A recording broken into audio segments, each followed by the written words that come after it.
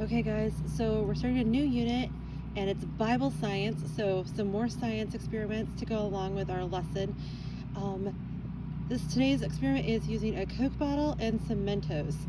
So I've taken some Mentos out and I want to show you, they're really small. How can something this small create a reaction that we're going to see that is huge? So are you ready? All right, so here it goes. All right, so I've uncapped the bottle and I've got the Mentos in a funnel, and I want you to watch the chain reaction of something small into something big. Are you ready?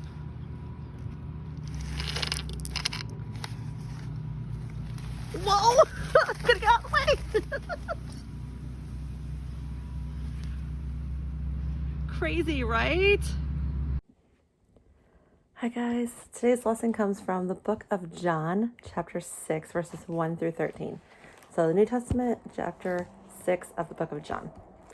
So after these things, Jesus went over to the Sea of Galilee, which is the Sea of Tiberias, and a great multitude followed him, because they saw his signs which he performed on those who were diseased. Jesus went up on a mountain. There he sat with the disciples. Now the Passover, a feast of the Jews, was near. And Jesus lifted up his eyes and saw a great multitude coming toward him. He said to Philip, "Where shall we buy bread, that they may eat?" But this he said to test him, for he himself knew what he would do. Philip answered him, 200 denarii worth of bread is not sufficient for them, that every one of them may have a little. One of his disciples, Andrew, Simon Peter's brother, said to him, "There's a lad over here who has 5 barley loaves and 2 small fish, but what are they among so many?" Then Jesus said, "Make the people sit."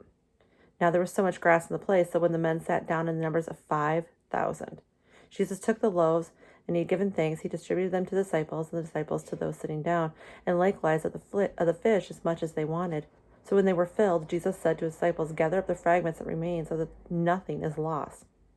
Therefore they gathered them up, filled 12 baskets with the fragments of the 5 barley loaves which were left over by those who had eaten. All right, so you are getting your lunch. You're getting your lunch ready for school, or maybe to go just get ready to play outside. How much food do you need? Not a lot.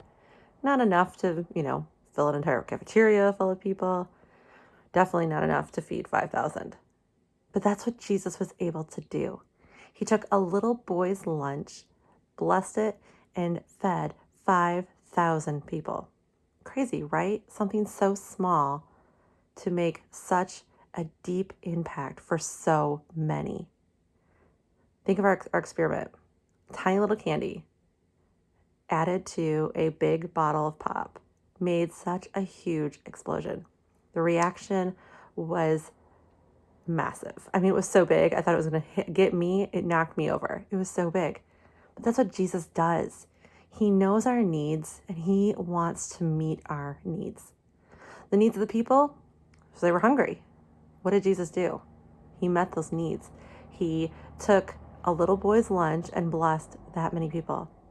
At the end, when the disciples were picking it up, how many disciples does Jesus have? 12. How many baskets full of food did they fill as they were picking up everything? 12. Now, you can't tell me that Jesus wasn't possibly trying to teach them a lesson too.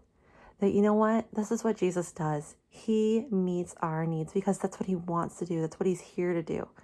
Meet every single one of our needs. Physical needs, emotional needs, spiritual needs, mental needs. What kind of needs do you have? Do you need love, a friend, comfort, salvation, forgiveness of sins? Jesus is here, and he is willing to do all those things, and he even knows what they are before we ask. But we have to ask. And so all we need to do is ask Jesus to be there to meet our needs. And just say, "I need," and fill in the blank. I enjoyed this week's experiment. I hope you guys did too. If you want to try it, super fun. You need a 2-liter bottle of Coke or Diet Coke and some Mentos candy. Sometimes they're a little harder to find in the stores, but you'll find them. Drop them in and watch things explode. Have a great week, and I'll see you guys next week for another lesson and another experiment. Bye.